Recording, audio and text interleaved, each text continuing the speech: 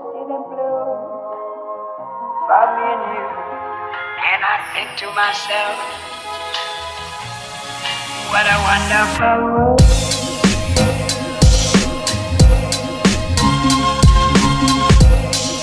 Hi guys, welcome back to my channel. As you can tell by the title, I'm doing 5 things I didn't expect about adopting a dog. I would have loved to watch a video like this right before we adopted Moose, so I figured it'd be super helpful for anyone who has thought about adopting a dog or is planning on adopting a dog. So the first thing that I did not expect is the most obvious, and it is how much time and energy you have to put in for it to work. For me, you know, you are about to adopt a dog and you are so excited. You're going to the shelter, looking at the dogs, playing with the dogs, imagining them running down your stairs.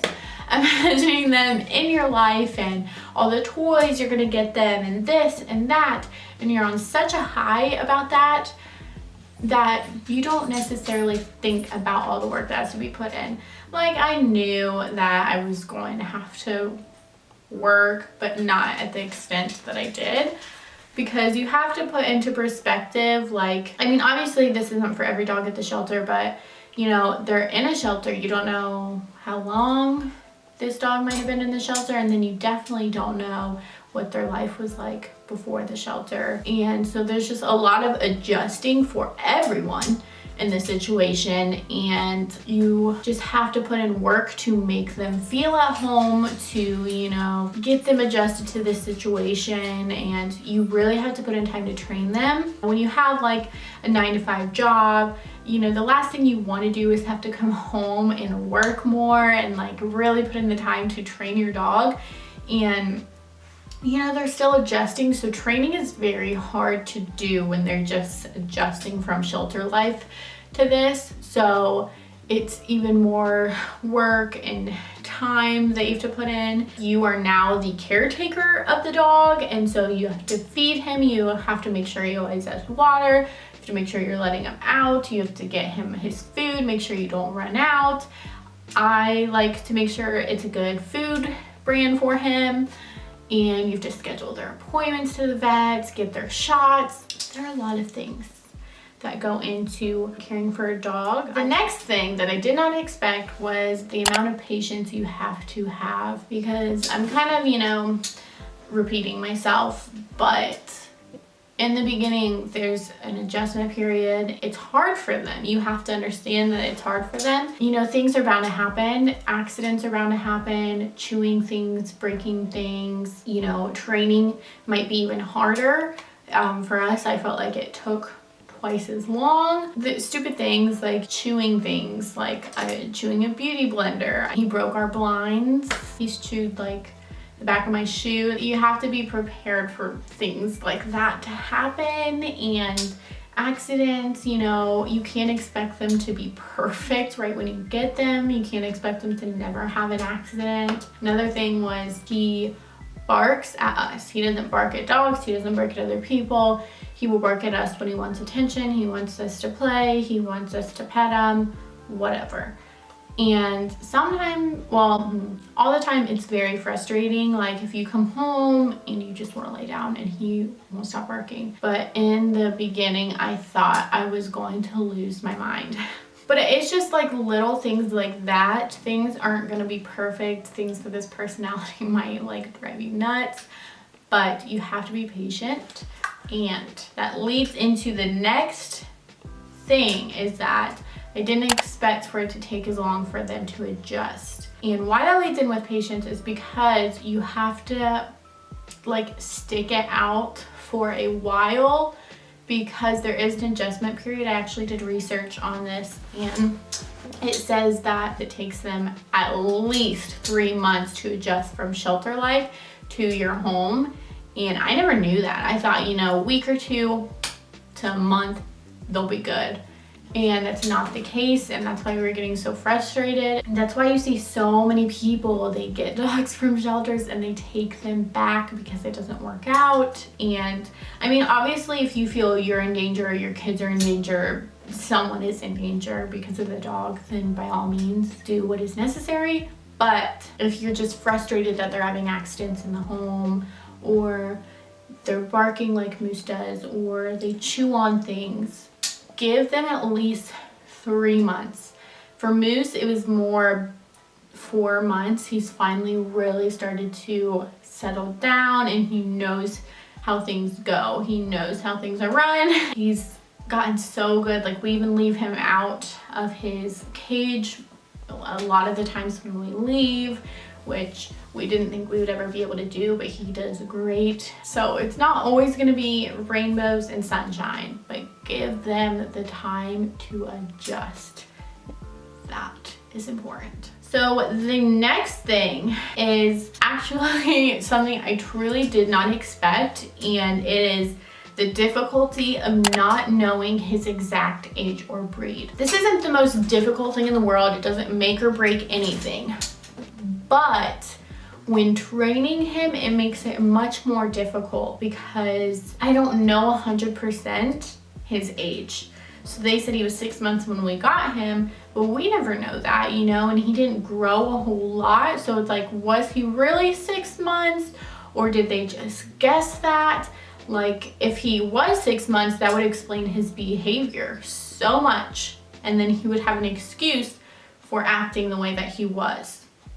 But if he's not 6 months, then it's like, whoa, we've got a lot of training to do. So that is kind of hard, but also not knowing his breed is one of the most frustrating things in the world, because I'm just someone, I want to know. Like, I want to know what he is. It makes it frustrating with the training as well, because say you have a golden retriever, if they're acting up a certain way, it's very easy to type in how to get my golden retriever to stop doing this. It's easy to find information on how to train a golden retriever or how to get them to do a certain thing, because there's lots of information on that certain breed. But I don't know the breed of Moose, so it's not like I can go running to find out all about his breed, what they like, what they don't like, you know, what's good for them. So that is very frustrating. You guys are gonna think I'm crazy, but there's a thing called, I think it's called Embark, and it's a DNA test for your dog, and I truly am gonna buy this someday, but it's not gonna make or break your relationship with your dog or how your dog ends up, but it would just, I just didn't realize that it would be so frustrating, or just so like annoying, I guess, that you won't ever know 100% unless maybe I do the DNA test and it helps. But yeah, that one I just didn't expect for it to affect me at all, or me to even ever think about. He's just so cute though. You ever seen ears like that? Because I haven't. The next thing was a little bit more of Brian's thing he didn't expect than me. There is so much more cleaning that has to be done now, because you know, when we first got him, he like didn't shed. Swear on my life, he didn't shed. But now it's like there's hair everywhere. We have to sweep all the time. I don't sweep as often as I should. I honestly should, like every single day. Also, if it's muddy outside and they get paw prints everywhere, or if they poop or pee in the house, you gotta clean that. If your dog is like Moose and tears toys up and gets stuffing everywhere, you have to clean that up. If they spill stuff, which Moose's tail is just too excited for our house. He knocks stuff down all the time. It's just a lot of cleaning, and if you're not prepared to do that, your house may get a little gross. So I didn't really expect that. I don't know. You should expect that, I feel like, but I'm just like, it'll be fine. The last thing is, I didn't expect it to be as rewarding as it is. I love dogs with all my heart. It's like one of my passions. I want to rescue as many dogs as I can in my lifetime. It's so important to me, and I have never adopted from a shelter before. This is my first time ever, and obviously just being a dog mom in general is very rewarding, to love and take care of your dog, but to literally rescue them, like you are changing their life by bringing them into your home and loving them forever, is unlike anything I've ever felt in my life. I know it's so cheesy and you guys are probably like, it's just a dog. We are bonded for life. He is my best friend. He is extremely loyal to me and Brian.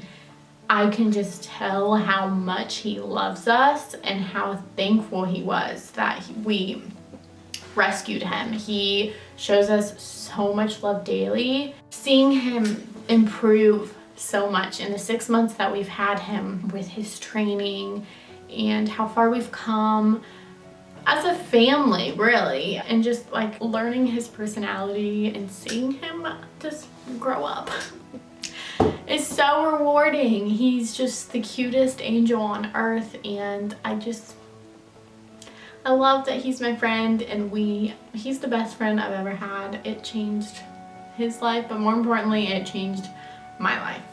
And I am so thankful. Truly, I don't think that you would regret adopting if you've thought about it. Yes, I just mentioned a lot of questionable things that have probably made you like, should I adopt? But I want you to question that, because I don't want dogs getting adopted and getting so excited to have a home and then being brought back or put down or, you know, thrown out on the street. I want dogs to be adopted. I want the people who adopt them to take a chance on them, give them the time to adjust. So I know that got real cheesy at the end, but I love my dog, and adopting is so important, and I think you guys should consider it. So without further ado, if you guys liked this video, give it a big thumbs up for my cutie dog Moose. Don't forget to be subscribed, and I will see you guys in the next video. Bye guys.